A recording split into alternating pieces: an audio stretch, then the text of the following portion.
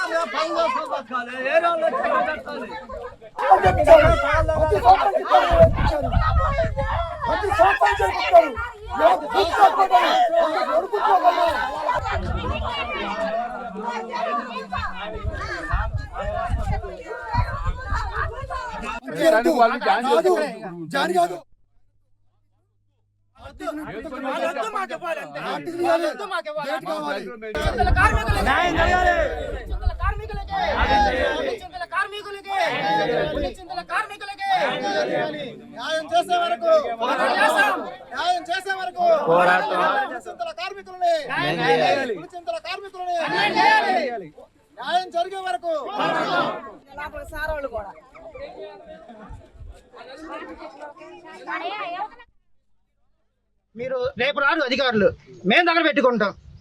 మాకు అన్యాయం జరిగిన దాకా మేము ఇది పోరాడుతూనే ఉంటాం. న్యాయం జరగాలి. మరిన్ని డీటెయిల్స్ నల్గొండ నుంచి మరి రిపోర్టర్ రాము అందిస్తారు. రాము, మరి సూర్యాపేట జిల్లాలో జెన్కో కాంట్రాక్ట్ కార్మికులను ఉన్నపలంగా తొలగించిందని పులిచింతల విద్యుత్ కేంద్రం వద్ద బాధితులు ధర్నా చేస్తున్నారు. మరి ధర్నాకు సంబంధించి మీ దగ్గర ఉన్న డీటెయిల్స్ ఏంటి? రాష్ట్ర ఇరిగేషన్ శాఖ మంత్రి ఉత్తమ్ కుమార్ రెడ్డి నియోజకవర్గంలో అల్లకొల్లోలం రేగుతా ఉంది. అక్కడ ఉన్నటువంటి కాంట్రాక్ట్ సిబ్బందిని ఉన్నపలంగా తీసివేయడంతో వాళ్ళందరూ కూడా రోడ్డుకి ధర్నాలు రాస్తారోకోలు చేస్తా ఉన్నారు. తాజాగా పులిచింతల వద్ద ఉన్నటువంటి విద్యుత్ కేంద్రంలో కూడా గత 8 ఏళ్లుగా వాళ్ళందరూ కూడా పనిచేస్తా ఉన్నారు.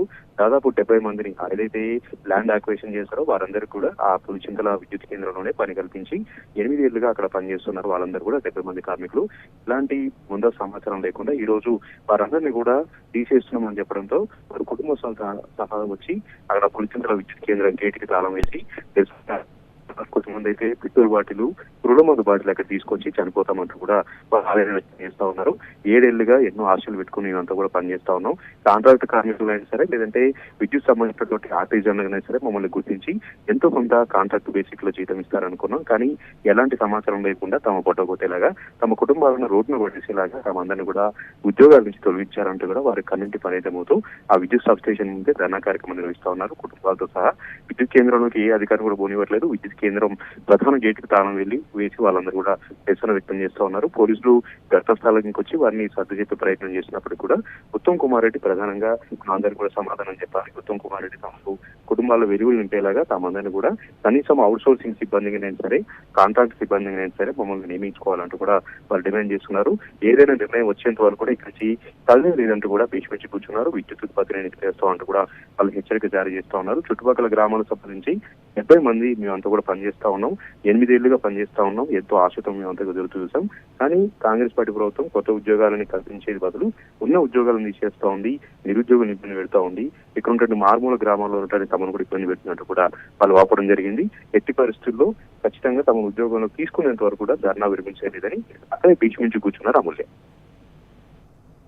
Right, thank you Ramu.